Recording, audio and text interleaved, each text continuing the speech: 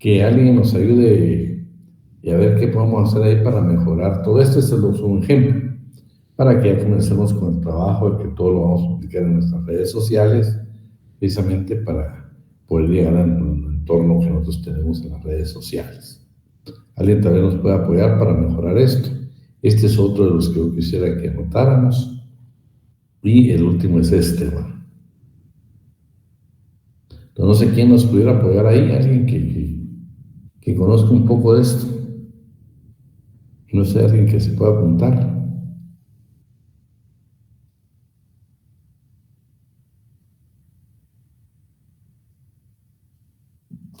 Bueno, en virtud que no hay nadie, pues entonces vamos a desistir de esta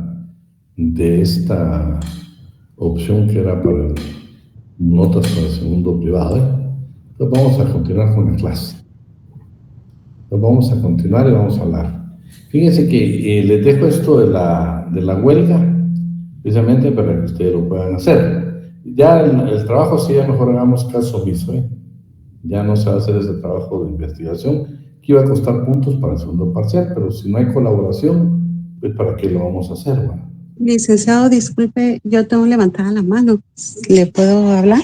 Después mejor después, ¿sabes? Hoy vamos a dar la clase. Vean, pues, no sé si esto lo documentamos para el primer parcial, y si no, pues yo quiero dejárselos ahí para que ustedes puedan hacerlo. La primera huelga documentada en materia laboral es precisamente esta que se dio en la construcción de la tumba de Ramsés III en el Valle de los Reyes.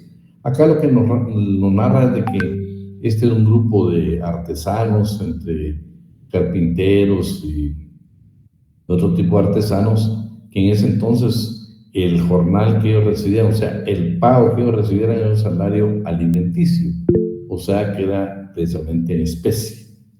Y al tener los ellos en especie, entonces lo que producía era precisamente que así se les pagara. Por supuesto, en el entorno hubieron problemas y no, esta es la primera huelga laboral en la historia, ¿sí? No, lo que hablamos de Guatemala en 1906 fue la de Cantel, pero aquí estamos hablando de la historia. Esta es la construcción de la tumba de Ramsés III en el Valle de los Reyes. Y acá lo que dice es de que a pesar que eran artesanos que se les pagaba con un salario alimenticio, o sea, en especie, entonces definitivamente, ellos llegó el momento donde tuvieron que paralizar irse a la huelga porque ellos gritaban: tenemos hambre y sed. O sea, ya era imposible prestar el servicio. Para efectos de examen, pues esto, yo creo que aquí no sé si está Ceci ahí para que me ayude y anote esta parte. También sí, Licor, acá estoy. Vale, ahora también que la primera huelga de mujeres que se dio en Guatemala y en todo Centroamérica, que pues esto está claro acá. Pero lo que me interesa, aparte de un montón dentro de las solicitudes que tenía este grupo de valientes mujeres, precisamente entre lo que pedían era la reducción de la jornada de trabajo, incremento salarial. Pero para mí un dato muy valioso, muy importante fue el siguiente: también exigieron que no fueran hombres quienes la registraran al salir del trabajo. Eso creo que es importante de todo lo que da Cecia, que tomemos nota de eso precisamente para efectos de examen. ¿Sí? Está bien, Dick. Aquí estamos. Solo quería ver si estábamos grabando. Estamos ahí. Entonces hoy sí ya vamos a entrar a la segunda unidad, que vamos a ver la organización administrativa del trabajo. Cuando nosotros hablamos del Ministerio de Trabajo, previo al Ministerio de Trabajo, es normal. En el mundo y en Guatemala no existía el Ministerio de Trabajo. Lo que existieron fueron algunas instituciones que se crearon para regularizar la relación obrero-patronal. En el mundo entero pues se dieron muchos fenómenos. Entonces tenemos los antecedentes y luego pues vamos a llegar al Ministerio de Trabajo en Guatemala y ya la organización del trabajo en Guatemala. Entonces, como antecedentes, ¿sí? En antecedentes tenemos la administración del trabajo, que fueron algunas instituciones, el derecho administrativo del trabajo, que bueno, ya tenemos las instituciones, pero necesitamos una legislación para que estas instituciones del Estado precisamente aplicaran el derecho del trabajo. Y ya por último, pues la creación del Ministerio de Trabajo, ¿sí? Entonces vamos a ver entonces en la administración del trabajo. Vamos a ver su origen, desarrollo, concepto y caracteres. Su origen, 4 etapas. La primera etapa, Francia, en 1891, precisamente, y Estados Unidos en 1884, fueron precisamente las que crearon las primeras oficinas de trabajo. Yo creo que aquí pues, yo me recordaba que la primera había sido, y para efectos de examen vamos a poner que la primera se ha dado en Francia y la segunda en Estados Unidos. Creo que aquí es 1881, no 91.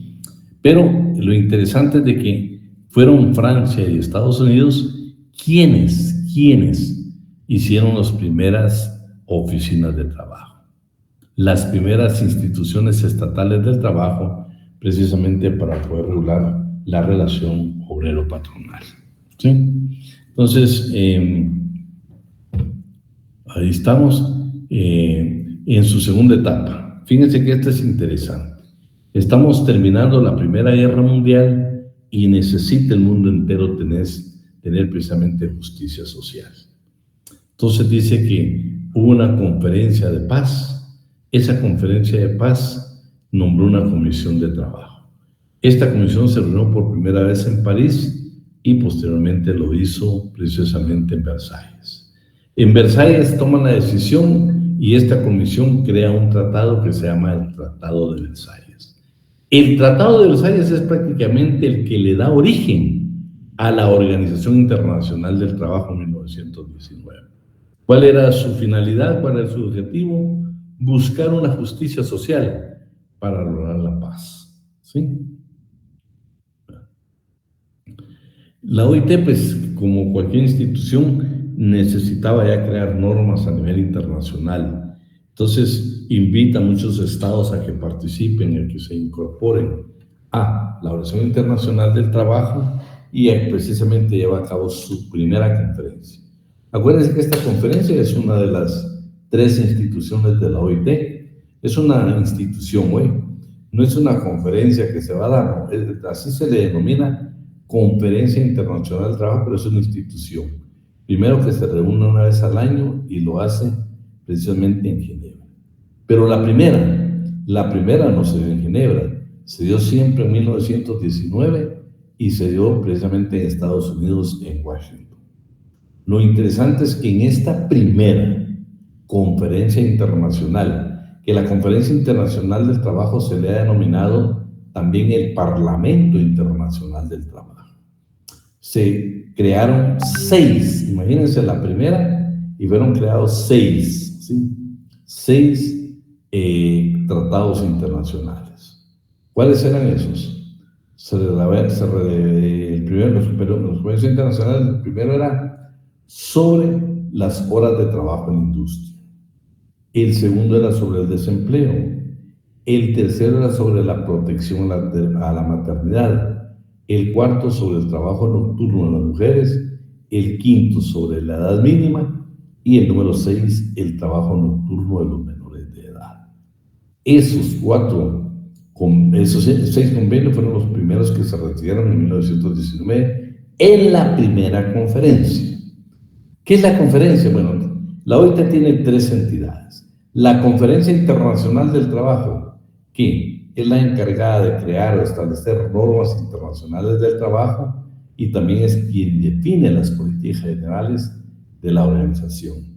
La conferencia se le ha denominado con frecuencia, dice, Parlamento Internacional del Trabajo y se reúne una vez al año en Ginebra. Es también un foro para la discusión de cuestiones sociales, laborales, fundamentales. La segunda institución que tiene es el Consejo de Administración. Este es el órgano ejecutivo de la Organización Internacional del Trabajo y precisamente es la que toma decisiones sobre la política de la OIT y establece el programa de presupuesto. ¿Sí? No lo aprueba, lo aprueba la conferencia. Y por último tenemos la última entidad, la tercera, que es la Oficina Internacional del Trabajo. Esta es precisamente la Secretaría Permanente de la Organización Internacional del Trabajo, responsable por el conjunto de actividades de la OIT, que se lleva a cabo bajo la supervisión del Consejo de Administración y de la Dirección General. Esta es la segunda etapa. Prácticamente la segunda etapa la podemos definir donde nace la Organización Internacional del Trabajo.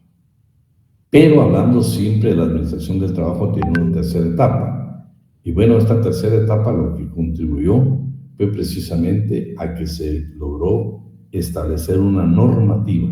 Ya teníamos las instituciones, pero necesitamos un derecho que regulara esas relaciones. Y precisamente fue donde el Estado ejerce ya el control jurídico administrativo de las relaciones obrero-patronales. Y la última etapa, siempre hablando de guerras, la Segunda Guerra Mundial.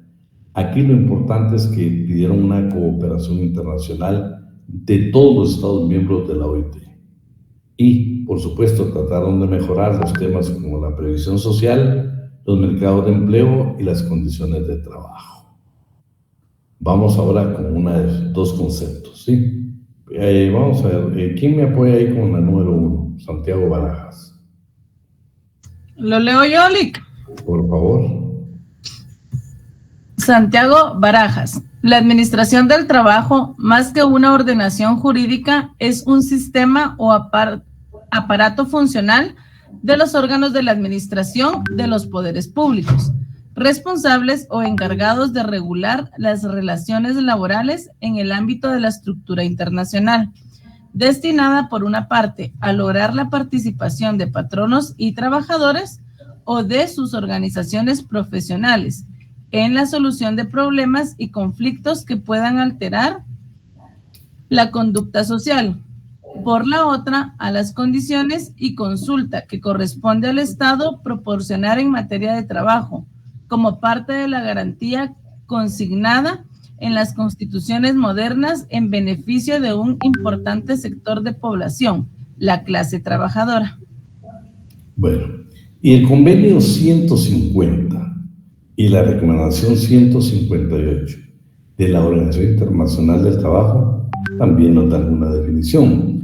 Para este convenio lo dice: la expresión administración de trabajo designa las actividades de la administración pública en materia de política nacional del empleo. ¿Qué es sistema de administración del trabajo? Comprende todos los órganos de la administración pública, ya sean departamentos de los ministerios u organismos públicos, con inclusión de los organismos paraestatales, regionales o locales. Lo que está indicando acá es que cuando nosotros hablamos de la administración del trabajo, es todavía aquella necesidad de crear instituciones que puedan regular las relaciones obrero-patronal. Eso es en concreto. Los caracteres pues se los voy a dejar para que ustedes puedan leerlo ahí, que son 5. El contingente, el progresista, el reglamentario, el privado y el concreto. Luego pues ya terminamos lo que es la administración del trabajo y entramos al derecho administrativo del trabajo. Todo lo que vimos sobre la administración del trabajo fue la creación precisamente de instituciones estatales para que regularan las relaciones obrero-patronal. Pero era necesario que hubiera también un derecho que pudiera regular esas relaciones. Entonces, para Guillermo Cabanelas, ¿qué es derecho administrativo del trabajo? Una parte del conjunto de facultades otorgados a órganos de la administración con potestad y el deber de hacer frente a las necesidades públicas, así como a todas aquellas acciones que satisfagan intereses sociales con facultades adicionales de intervención de la propia autoridad en las relaciones que pertenezcan en el orden laboral.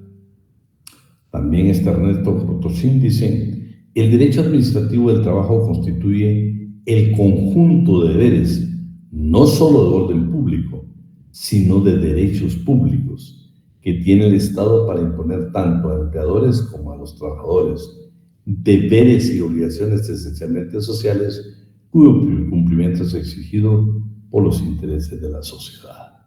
Y la tercera definición que tenemos de IRENA es: el derecho administrativo del trabajo es parte de la legislación laboral social que propugna una organización económico-jurídica del trabajo humano subordinado, la cual regula el poder disciplinario que reconoce el empleador como medio instrumental de la administración pública. Y como, por supuesto, como todo derecho, tiene fuentes jurídicas que son principios y normas de carácter obligatorio para patronos, trabajadores y autoridades. Fuentes espontáneas surgidas de la propia relación diaria del trabajo. La costumbre, o sea, los usos locales. La jurisprudencia por ejecutorias. Ahí terminaríamos lo que es el derecho administrativo de trabajo y hoy sí ingresamos a lo que es el Ministerio de Trabajo y Previsión Social. Pero antes, cuando nosotros estamos hablando de la creación del derecho administrativo del trabajo, aparece la jurisprudencia. Cecia, por favor, me anotas esto. ¿Quién es el órgano o la entidad en Guatemala encargada de crear doctrina o jurisprudencia en materia de derecho laboral? Pregunto.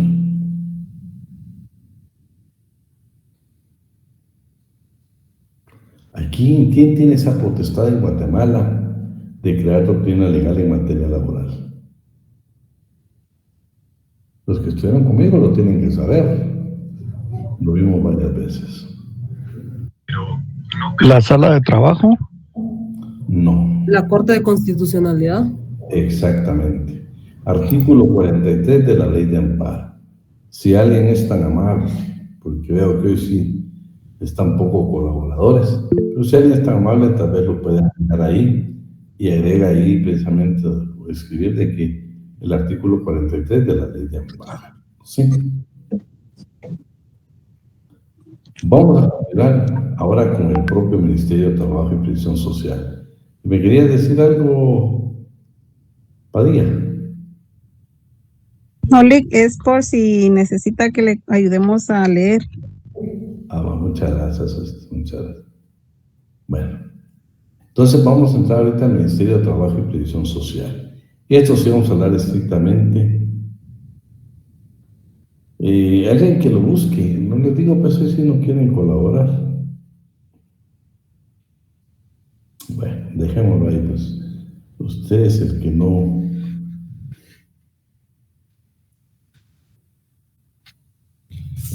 ¿Cuál necesita leer, licenciado? El artículo 43. Solo que hagamos referencia, que eso es ahí lo escribió la compañera. Sí, ahí lo escribió la compañera. Yo creo que aquí lo dejo él. Sí, aquí, déjame ver. Dice, aquí está, artículo 43, pero ley de amparo no, pero la ley de amparo tiene el nombre completo que hiciera. ¿Cómo se llama la ley? No solo se llama ley de amparo. La ley de amparo y exhibición personal y de constitucionalidad. Entonces agreguémosla por ahí para que nos quede grabado.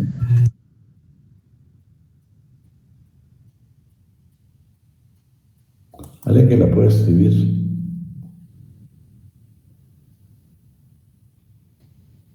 Ya la estoy escribiéndole. Gracias.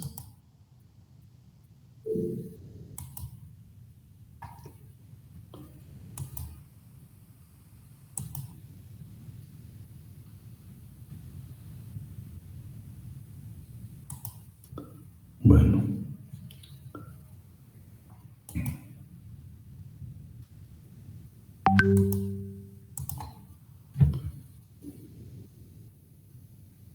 Si solo Brian, digamos que es el artículo 43, ¿no?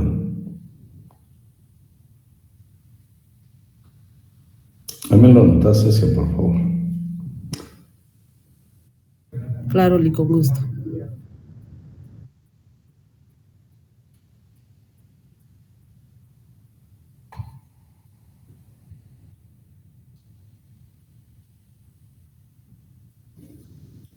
Que yo les decía, si no tienen el correo institucional, vamos a pasar toda la clase ingresando alumnos y no vamos a poder avanzar. Entonces yo voy a tomar la decisión de que voy a incorporar los primeros 5 minutos y después de eso pues nos vamos a dedicar a la clase, porque sí tienen ustedes derechos y obligaciones, y la que deben de tener ustedes en cuenta es que si cambiaron el correo institucional, el que registraron en la facultad, va a ser toda la vida el problema que hay que ingresarlos. Y el problema de ingresar, vean lo que voy a hacer. En este momento que yo ingreso, me tengo que salir de lo que estoy exponiendo, ¿sí? Y tengo que darles ingreso, ¿no? Y imagínense pasar haciendo toda la clase esto. Entonces no se va a poder. Y les garantizo que van casi 100 alumnos. Aparte de eso, algunos pues lo vamos a definir de una vez en esta clase, que a partir del día viernes, los primeros 5 minutos va a ser para ingresar alumnos.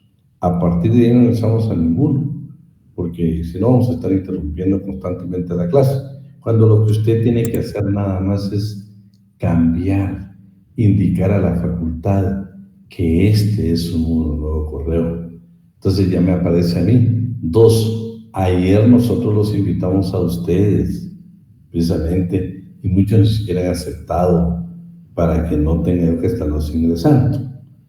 Hubo con cariño, pero hay que hacerlo.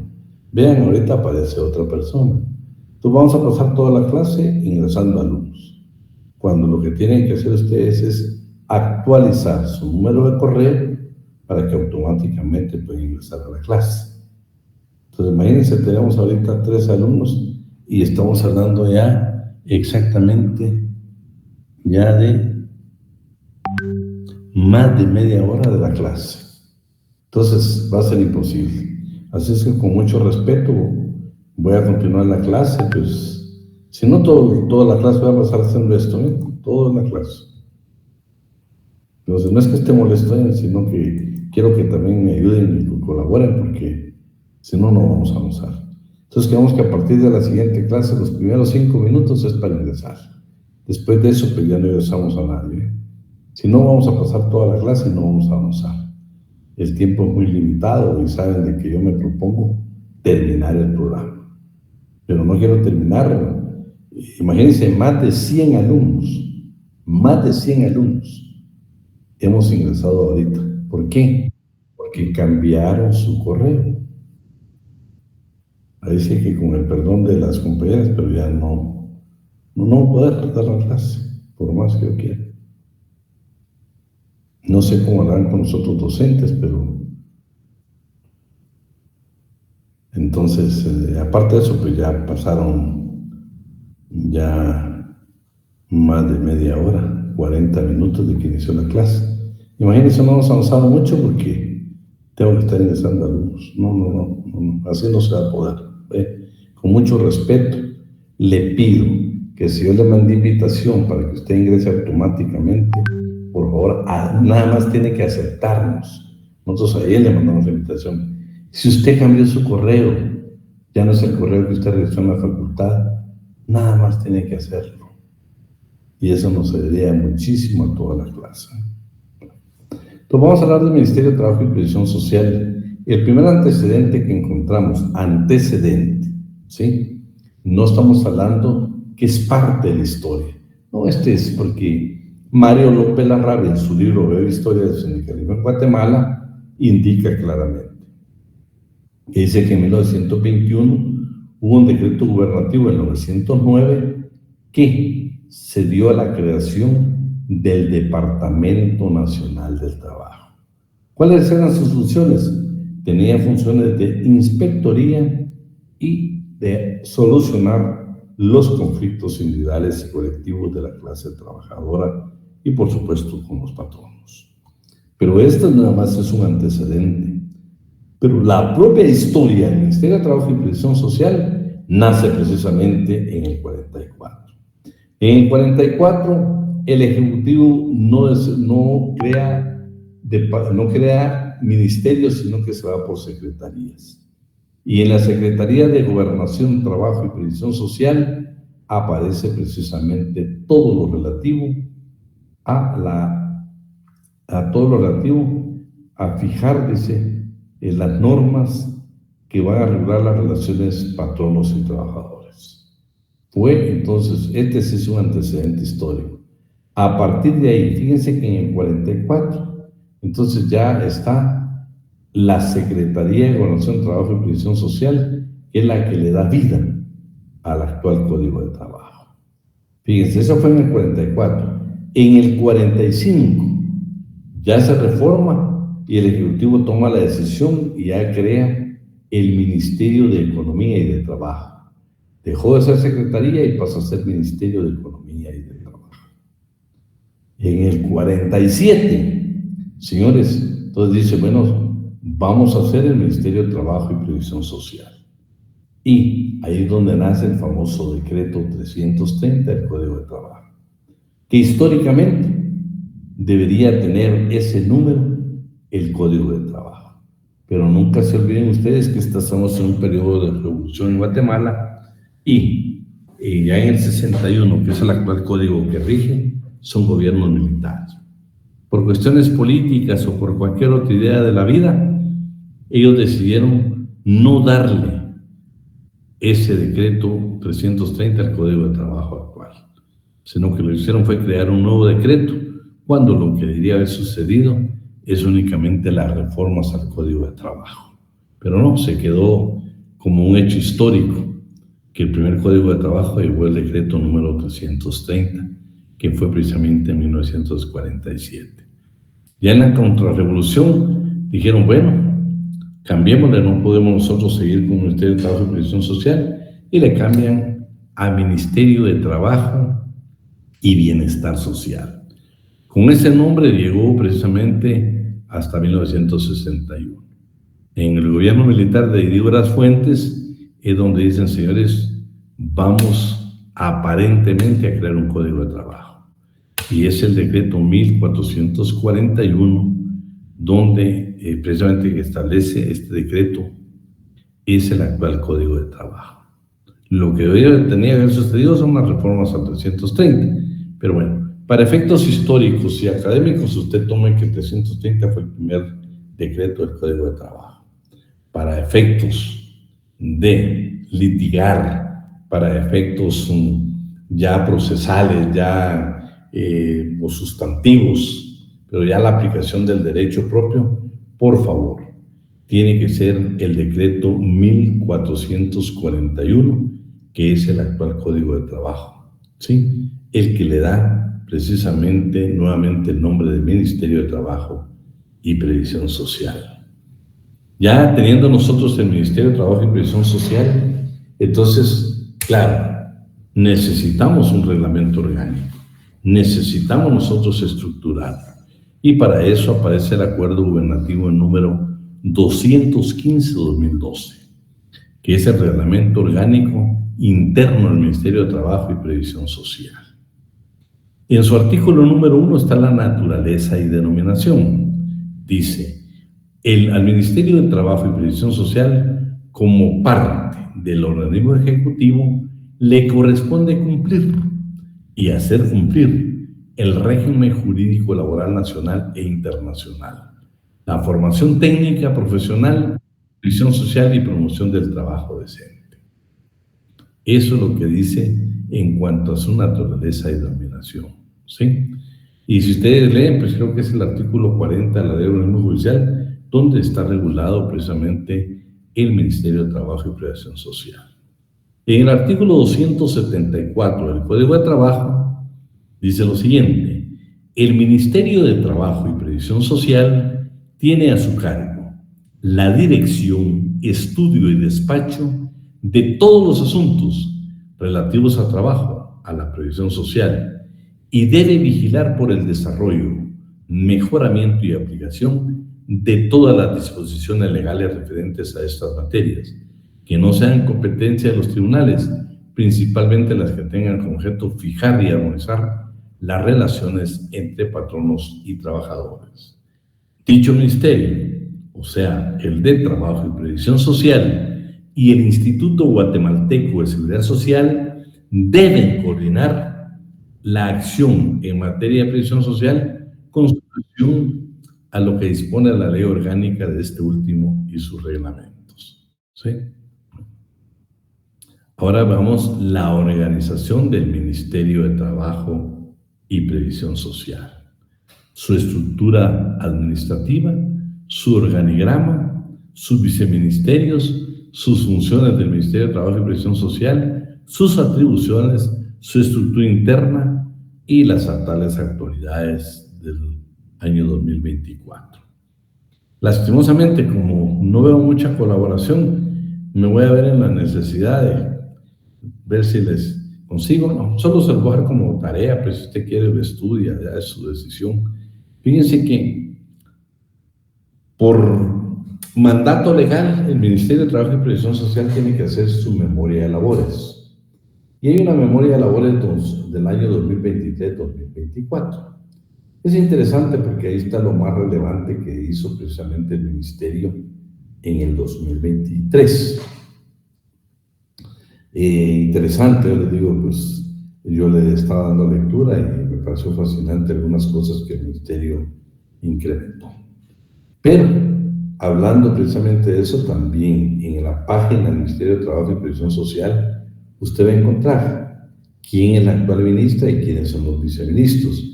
Y me llamó la atención esa actualización que hicieron de su página, porque precisamente hablan de las atribuciones, de las facultades que tienen la señora ministra y los viceministros, y también así como más o menos el organigrama de las instituciones más importantes de cada viceministerio. Eso está en la página de la facultad, pero no le digo que lo busque porque no lo van a hacer, entonces mejor se lo vamos a comentar y se lo vamos a enviar y va a ser sujeto de evaluación. Uno es de 80 hojas y la otra pues es sumamente pequeña.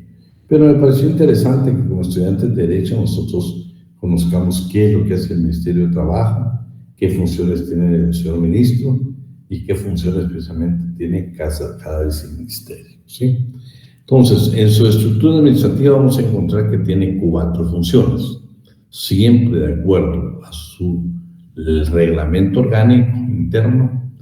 Tiene una estructura administrativa y tiene que cumplir 4 funciones. La primera es una función sustantiva, que está a cargo precisamente de la dirección superior, o sea, el despacho del señor ministro.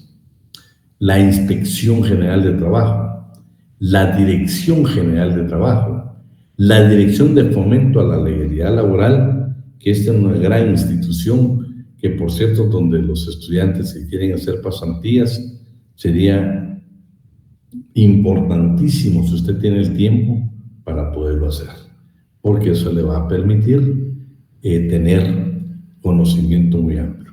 En esta Dirección de Fomento a la Legalidad Laboral, quiero decirles que asesoran gratuitamente con abogado, con elaboración de memoriales, con la procuración, la asesoría legal, no solo para el pago de prestaciones laborales e indemnización, sino también con aquellos conflictos que se hay entre afiliados del Seguro Social y la entidad, como por ejemplo problemas con IBS, otro tipo de problemas que se pueden suscitar. Entonces, en esta dirección de fomento a la legalidad laboral hay abogados muy preparados, muy preparados, que constantemente pues, están apoyando no solo en juicios ordinarios,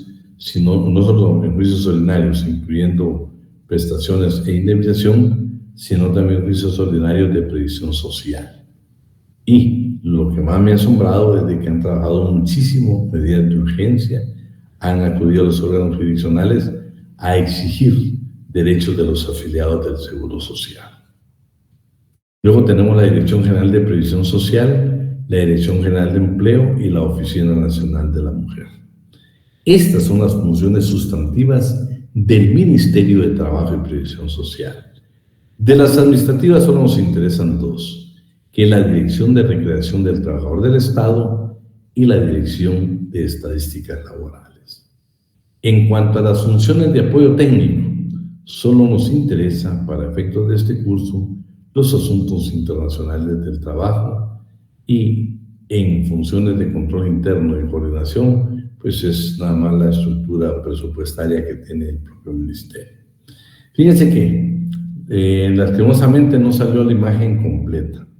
Este es un organigrama que su servidor lo obtuvimos directamente de la memoria de labores 2023-2024 del Ministerio de Trabajo y Previsión Social. Voy a ver cómo lo descargamos mañana todo y yo se los voy a reenviar. Es lo más actualizado y tiene su base legal para poderlo hacer. ¿Sí? Los viceministerios. Bueno, ahora vamos a estudiar cada uno de los viceministerios. El de Administración de Trabajo, que es importantísimo, porque aquí tiene la Dirección General de Trabajo, la Inspección General de Trabajo y la Dirección de Fomento a la Legalidad Laboral. Este ministerio es sumamente importante. El de Previsión Social y Empleo, pues va a estar, por supuesto, la Dirección de Previsión Social y la Dirección de Empleo. Y el administrativo, que nos interesa nada más, lo de Recreación y Estadística. ¿Qué pasa o cómo está integrado jerárquicamente? ¿Será que hay viceministro 1, 2 o 3? ¿O será que todos tienen su misma jerarquía? ¿Qué pasa si el señor ministro se ausenta? ¿Quién nos sustituye a los 3? En su artículo 9, siempre del Acuerdo Gubernativo número 215-2012, que es el reglamento orgánico interno del Ministerio de Trabajo y Previsión Social, establece la jerarquía de los ministros, viceministros.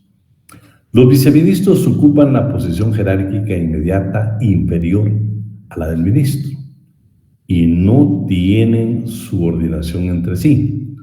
Sustituirán al ministro en caso de ausencia temporal, cuando se encuentre fuera del territorio de la República o imposibilitado por enfermedad u otra incapacidad para el ejercicio de sus funciones, correspondiéndole en su orden al de mayor antigüedad.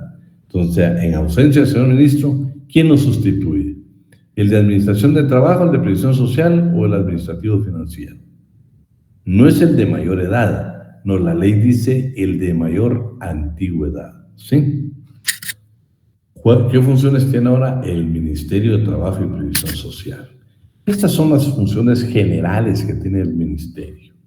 Formular la política laboral, salarial, de higiene y seguridad en el trabajo del país y en general la política de trabajo decente.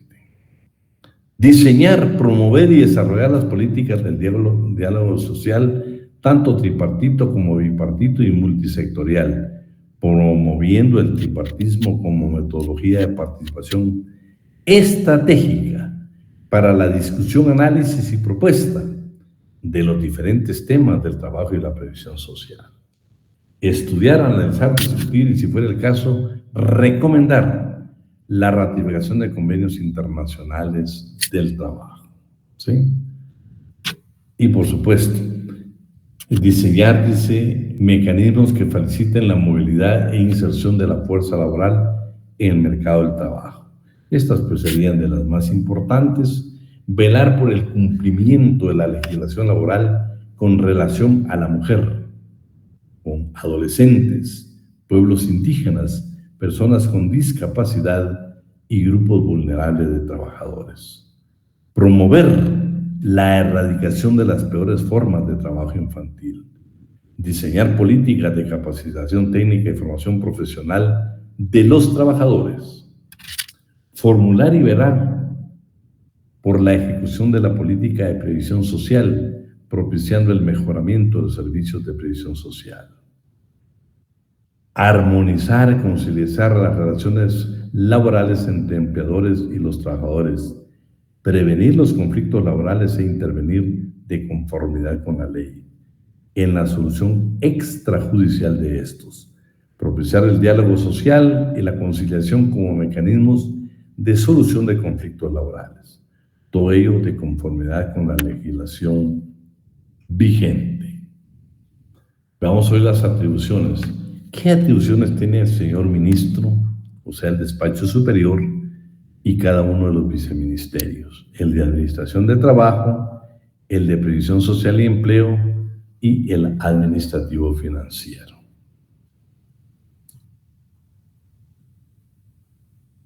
Del despacho superior, ¿sí? Este es interesante porque nosotros pues vemos de que siempre como que cuando las cosas no funcionan en una institución, pues somos dados a culpar al señor ministro de todo. No, aquí está muy definido algunos mandatos muy especiales y esenciales que tienen precisamente los viceministros. Imagínense qué interesante es cuando nosotros vimos en una ocasión la homologación de algunos pactos colectivos de condiciones de trabajo. Algunos pactos que, por supuesto, violentaron normas las normas de presupuesto, pero lo extraño fue de que fueron algunos viceministros quienes precisamente se dieron a la tarea de homologar. Entonces, la importancia que se pueda tener y algún tipo de responsabilidad que se pueda dar. Entonces, en el artículo número 6, siempre el Acuerdo Gubernativo 215-2012 dice: el despacho ministerial es la autoridad superior del Ministerio de Trabajo y Previsión Social, al que le corresponde cumplir y desarrollar las funciones que establece la Constitución Política de la República de Guatemala, los tratados internacionales ratificados por el Estado de Guatemala, la ley del organismo judicial y demás leyes vigentes. Se integra con un ministro, quien será el rector de las políticas públicas correspondientes a sus funciones sustantivas del ministerio, y a los viceministerios de Administración de Trabajo, Previsión Social y Empleo y Administrativo Financiero. Que por cierto también vamos a dejar hoy en esta sección nada más, porque en las otras fue diferente. Se recuerda que al principio les hablé que también yo evalúo la asistencia. Hoy pues estoy tomando la decisión que no se va a evaluar la asistencia. Así de que usted tiene su derecho de que si quiere pues esté en clase, no hay ningún problema, que no se va a pasar asistencia en esta sección hoy. Y nada más quedamos pues que los exámenes van a tener los notas que establece. El primer parcial va a costar 30 puntos, el segundo va a costar los 40 puntos que establece precisamente el reglamento. Así de que no tenga ninguna pena en cuanto a tener que estar usted por acá. Usted puede tomar la decisión que aquí hay libertad de cátedra, pues es la universidad pública, pues usted tiene derecho si quiere estar en clase, si quiere aprender con nosotros los docentes, pues es su decisión. Aquí nadie se va a sentir obligado, yo no voy a tomar en esta clase ningún tipo de asistencia para que usted esté tranquilo. No, yo estoy ya... Vi que al principio la falta de colaboración, pues eso demuestra que no hay mayor interés, pues yo voy a hacer lo que me manda el reglamento, lo haré con mucho cariño, Entonces ya quedamos de que no hay ni trabajos, tampoco hay asistencia, para que usted no se vea obligado a estar recibiendo un curso que tal vez no, por algún motivo de personal o otra circunstancia, pues no, yo no lo quiero obligar, usted es libre a que usted lo haga. Es la universidad pública, hay libertad de cátedra y usted pues tiene derechos y hay que respetarse, y yo se lo puedo respetar. Entonces vamos a ver las atribuciones del señor ministro de Trabajo y Previsión Social. Dentro de todas las que tiene de conformidad con la ley y con el reglamento orgánico interno están las siguientes. Tal vez aquí vamos a anotar las más importantes. Dirigir el desarrollo, y por favor miren con mucho respeto también. Si ustedes, como alguien me escribió, si no, pues no hay ninguna pena, y creo que lo voy a hacer hoy. Voy a estar suspendiendo la clase y quien quiera ingresar, no importa la hora, yo lo voy a ingresar hoy, porque para que vea su derecho, si no van a decir que yo no lo estoy recibiendo. Imagínense, ya es más de una hora de clase y vamos a estar interrumpiendo para estar ingresando, porque hay algunos alumnos que no tienen su correo actualizado, Yo les mandé, miren, yo les mandé a ustedes invitación para que fuera automático. Imagínense, muchos ni siquiera aceptaron. Otros ya no tienen el correo institucional. Entonces, yo les sigo suplicando, por favor, háganlo. No solo esta clase, por todas las clases, pero yo tomé también la decisión de que no hay pena. Cada vez que alguien quiere ingresar, mejor lo voy a ingresar para que no digan que yo no lo dejo ingresar a la clase virtual, porque voy a tratar de evitarme todo tipo de problemas. Entonces yo suspendo la clase y hasta donde yo llegue hoy. No hay ninguna pena, hasta donde yo llegue, lo vamos a hacer hoy. Pero sí le suplico que si lo puede hacer, hágalo. Pues vamos a continuar. Dice atribuciones del señor Ministro de Trabajo y Previsión Social. Además de las funciones establecidas en la Constitución Política de la República de Guatemala, la Ley del Organismo Judicial y demás disposiciones legales, el Ministro de Trabajo y Previsión Social tendrá las siguientes. Número 1. Dirigir el desarrollo y cumplimiento de las funciones generales asignadas al Ministerio de Trabajo y Previsión Social y ejercer jurisdicción en todas las dependencias administrativas del mismo. Representar al Estado de la República de Guatemala ante los organismos internacionales relacionados con asuntos de su competencia y en los procesos de negociación en los convenios internacionales en materia de trabajo. Refrendar los acuerdos firmados por el presidente de la República relacionados con su despacho. Dirigir, tramitar, resolver e inspeccionar los actos y acciones administrativas relacionadas con el Ministerio de Trabajo y Previsión Social. Nombrar, remover a los funcionarios y empleados del Ministerio cuando le corresponda de conformidad con la ley.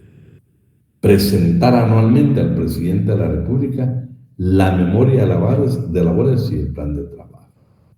Promover las acciones judiciales necesarias de conformidad con la ley. Denunciar los actos y hechos ilícitos que se cometan en el ámbito ministerial. Resolver los recursos de revocatoria y reposición que se interpongan.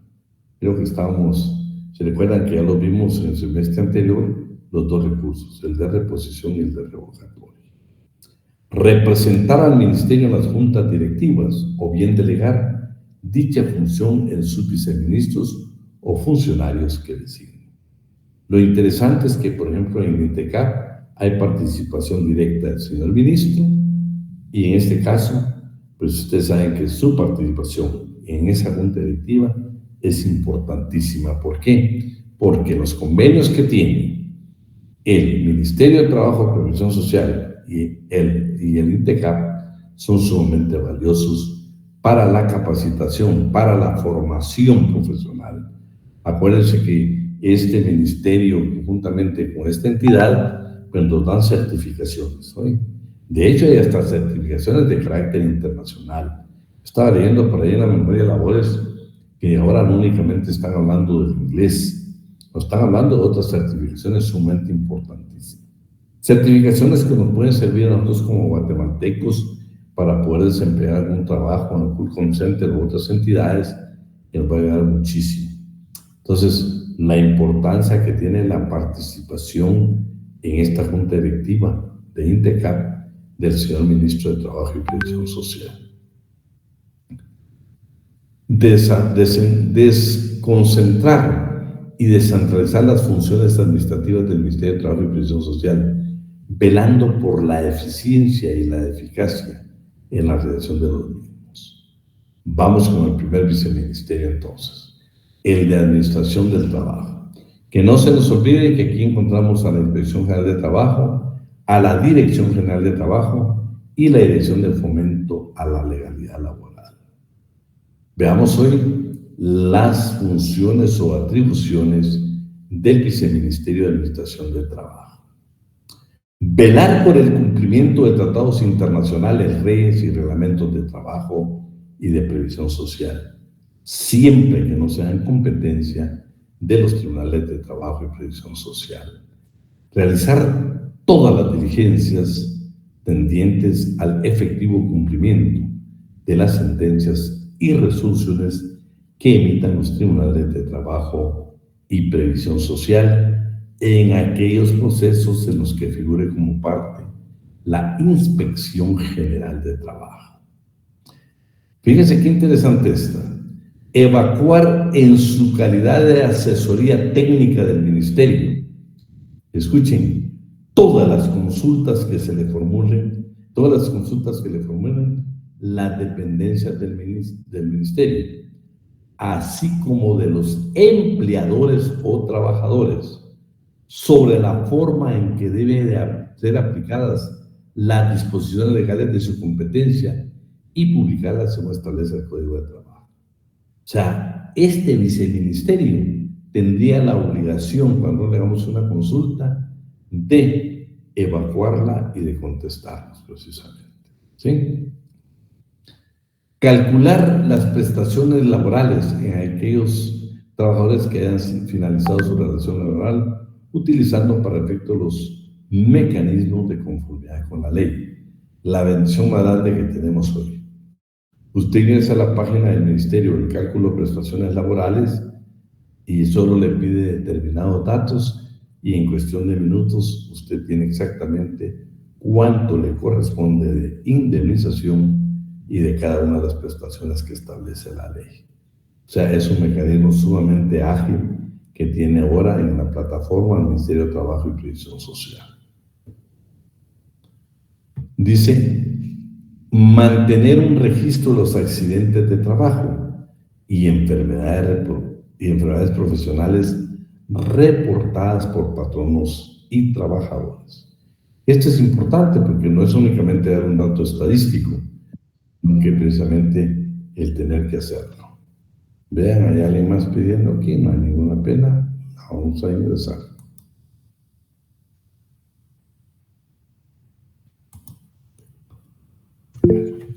Licenciado, perdone, ¿puedo hacerle una consulta? Voy a terminar, si quieres después. Gracias, disculpados. Ok, gracias. Bueno, quiero terminar. Bueno, mantener este registro. Es importante el registro de accidentes de trabajo y enfermedades profesionales. Importantísimo. No solo por varias circunstancias.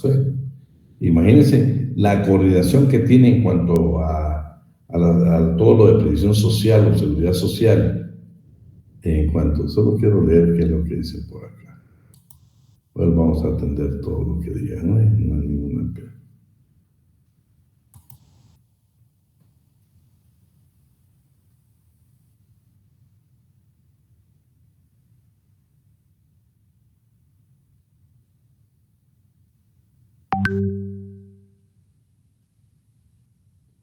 Bueno, si nunca tuvieron un correo institucional, pues pido disculpas hoy, pero no hay ninguna pena. A partir de hoy yo tomé la decisión de ingresar a todos hoy, aunque yo tenga que interrumpir.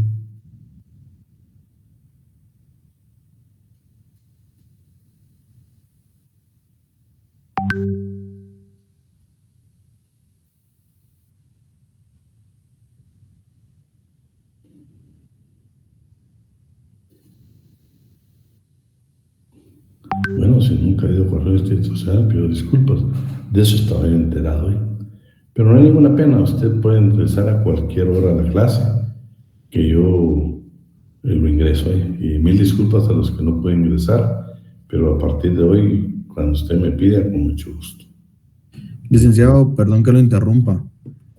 Bueno, en cuanto a eso, creo que la instrucción fue bastante clara de pedir que ingresaran a su correo y aceptaran la invitación.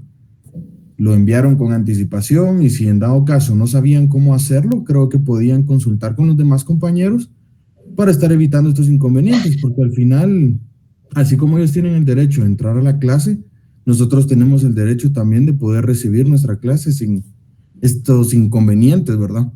Nos preparamos, nos alistamos, muchos corremos en contra del tiempo o como sea, con tal de poder estar acá presentes al tiempo, ¿verdad? Y no poder perder ningún punto importante de esta cátedra. Entonces, sí, se me hace un poquito injusto el hecho, ya que hubo una explicación previa, hubo una invitación previa también, y que por causa del desinterés no se llegue a cabo, sí causa un poco de molestia, al menos a mí principalmente, licenciado. Ahí estamos. Muchas gracias, Eduardo. Muchas gracias. Sí, yo te digo porque como rápido comienzan a discutir lo que escribió la compañera, ¿verdad?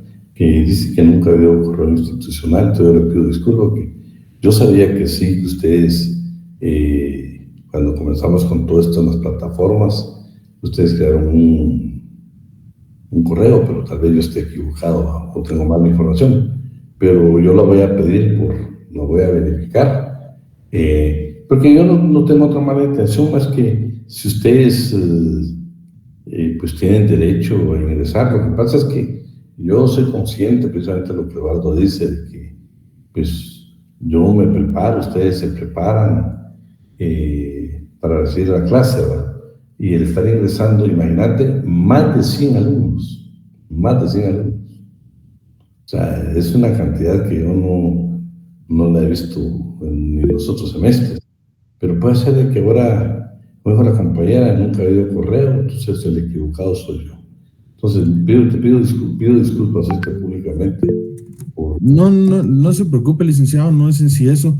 Muchas veces los compañeros tienden a confundir que porque los licenciados dicen correo institucional, a todo mundo desde que empezamos a estudiar la carrera se nos dijo, creen un correo específico para sus estudios.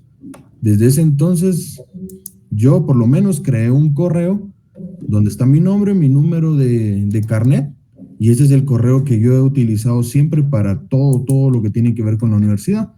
No cuesta nada, no es nada difícil, y siempre a inicios de cada año se nos invita a que podamos actualizar nuestros datos. No entiendo por qué al final, como siempre digo y repito, si tienen inconvenientes pueden preguntar. No creo que haya algún compañero que tenga el inconveniente de ayudar.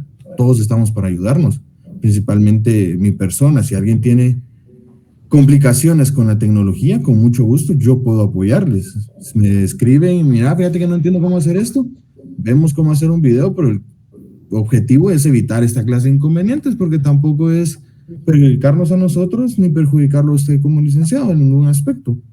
Pero al final, pues, entendemos que no todos procesamos de la... Yo sé que en esta clase, pues, hay alumnos que no estuvieron con nosotros la clase, pero a mí ya son gente que, pues en las presenciales me di cuenta que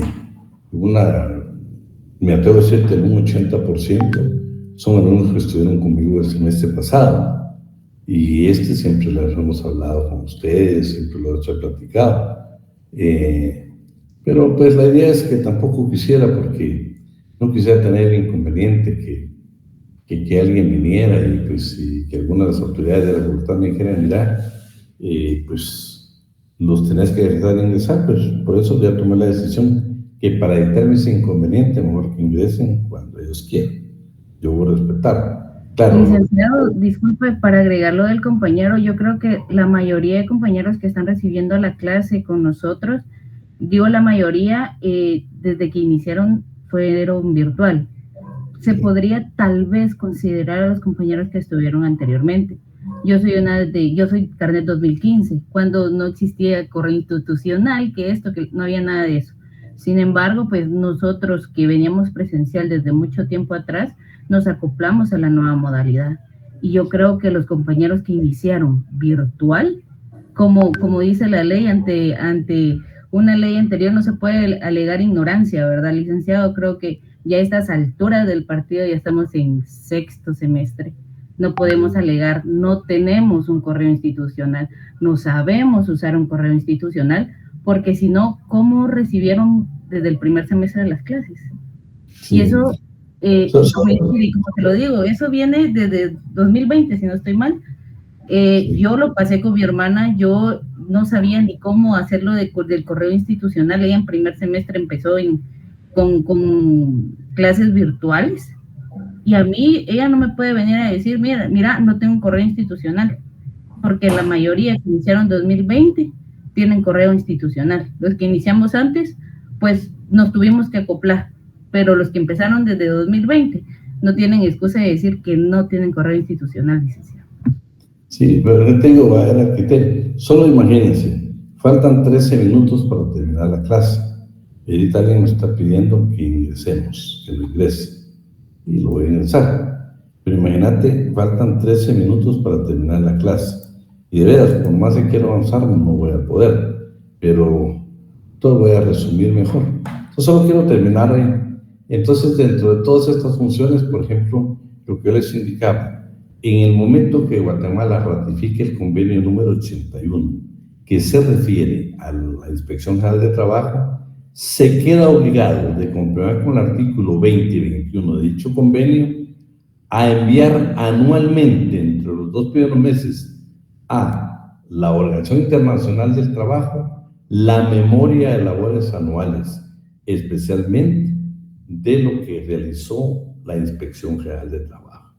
Por eso es de que si ustedes ingresan a la página van a encontrar la memoria de labores 2023-2024 del Ministerio de Trabajo y Previsión Social, porque por disposición legal el Estado de Guatemala ratificó el convenio 81 y tiene la obligación de informar precisamente de cuáles fueron las actividades. ¿No? Y preguntan de los tratados no ratificados, de los ratificados, le preguntan de todo y tienen que responder. O sea, es importantísimo la memoria de labores. Ahora la resumen, anteriormente eran un poco más específicos cuando hablaban de juicios. Imagínate, de 2019, recuerdo yo de que esa memoria de labores inclusive hablaba del número de juicios, en qué juzgados se llevaban a cabo, a qué el nombre de los trabajadores afiliados al seguro que apoyó en la Dirección de Legalidad y de Fomento y Legalidad Laboral. Todos esos aspectos estaban. ¿Qué era lo que pedían? Por ejemplo, algunos pedían una intervención quirúrgica, algunos pedían medicamentos, otros pues discutían sobre los programas de vejez, de invalidez o sobrevivencia, que por cierto la invalidez es sumamente complicada en el seguro social. Entonces, qué importante es que por mandato, por disposición legal internacional, al ratificar un convenio, nosotros tenemos la obligación de esa memoria de labores. Administrar los procedimientos de inscripción de personalidades jurídicas y personerías sindicales, todo lo relativo a los sindicatos, inclusive llevar las cuentas, la revisión de las cuentas sindicales que lo establece el código. Todo esto le corresponde a la Dirección General de Trabajo, que pertenece a este viceministerio. Vean qué interesante. Promover a través de pasantías universitarias a nivel multidisciplinarios a trabajadores y pequeños empresarios asistencia profesional supervisada. Plantear demandas ordinarias cuando procediere en contra del Instituto Guatemalteco de Seguridad Social, mediante las cuales se pretenda proteger los derechos que le asiste el denunciante en los casos a protección relativa a enfermedad y maternidad, subsidio en caso de accidentes de trabajo, negativa de cobertura con los riesgos de invalidez, vejez y sobrevivencia. Todo esto a través de esta dirección, el Ministerio de Trabajo, este viceministerio, a través de una dirección, otorga gratuitamente a los afiliados del Seguro Social. Les estoy indicando, ellos preparan la demanda, ellos van a procurar y a asistir toda la asesoría necesaria en cuanto a las demandas. O sea, llevan un proceso real. O sea, actúan mucho, no solo en juicios ordinarios, sino medidas cautelares, medidas cautelares. El Viceministerio de Previsión Social y Empleo. Velar por la protección del trabajador en cuanto a salud, seguridad ocupacional a través del estudio, propuesta, mejoramiento y asesoría de las condiciones mínimas y básicas para el trabajo. Capacitar y recomendar a los trabajadores y patronos sobre las medidas de higiene y seguridad en el trabajo. Sensibilizar y socializar en centros de educación estatal y privados los derechos laborales de la población en riesgo de vulnerabilidad para el trabajo. Administrar el programa del aporte económico de adulto mayor de acuerdo a sus leyes y reglamentos. Actualizar la base de datos de plazas vacantes en las diferentes entidades del sector privado. Autorizar con la mayor celeridad los permisos individuales o empresariales que se extiendan a extranjeros para trabajar en el país. Establecer controles y verificación en cumplimiento de normas para los trabajadores guatemaltecos en el extranjero. Llevar el registro, control y coordinación de las instituciones de capacitación técnica de formación profesional, sean públicas o privadas. Gestionar ante organismos internacionales, gobiernos y otras entidades becas para la capacitación para el empleo dirigidas a la población guatemalteca y proponer candidatos mediante una selección objetiva.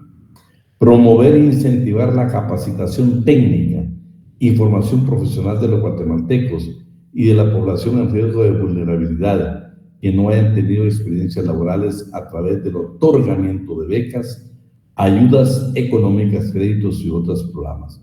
Aquí más adelante vamos a ver Beca Mi Primer Empleo, cómo el Ministerio de Trabajo y Previsión Social tiene un programa con presupuesto donde se contrata a trabajadores en vías de aprendizaje que 4 meses y, imagínense, nos faltan 9 minutos y tenemos que dar ingreso a alguien más. 9 minutos. Bueno. Les indicaba, pues esto es sumamente importante, ¿verdad? Promover el desarrollo socioeconómico, cultural y político de las mujeres. El Viceministerio Administrativo de Trabajo, Administrativo Financiero. En este solo nos interesan algunos aspectos. Primero, un kiosco que se tiene, yo creo que hasta la fecha lo tiene las instalaciones del Ministerio de Trabajo y Previsión Social, donde pues nos deberían de dar la orientación necesaria cuando lo hacemos. Queremos hacer precisamente uso de algunas dependencias del Ministerio. Diseñar y establecer un plan de carrera administrativa para el servidor público. Todavía pues está en deuda con eso. Redactar y desarrollar la política en materia de recreación de los trabajadores del Estado. Planificar y coordinar la ejecución de actividades culturales, deportivas y artísticas en los diferentes centros recreativos y recreacionales a cargo, así como vincularse a nivel nacional e internacional. Coordinar y establecer alianzas estratégicas con instituciones estatales, privadas y semiprivadas en el ámbito recreativo y cultural. Y la parte precisamente que vamos a tener de la parte estadística. Recopilar, generar y difundir estadísticas generales relacionadas con el cumplimiento del ámbito laboral que sirvan de base para la formulación de políticas en esta materia. Coordinar y atender la información estadística requerida por organismos internacionales de conformidad con los convenios ratificados por el Estado de Guatemala. Analizar e interpretar la información recopilada para formular indicadores estadísticos para fines de consulta en materia de su competencia. Elaborar y aplicar manuales instructivos y boletas que sean necesarias para la producción de estadísticas. Desarrollar e implementar métodos modernos para la promoción de estadísticas. Y por último, promover el sistema estadístico de empleo e ingreso coordinado con el Instituto Nacional de Estadística y otras entidades. Entonces, por el día de hoy pues lo vamos a dejar hasta ahí y pues por cuestiones de tiempo pues pasen muy buena noche. Si Dios quiere nos vemos el día viernes a la hora de clase. Gracias, Lick. Gracias,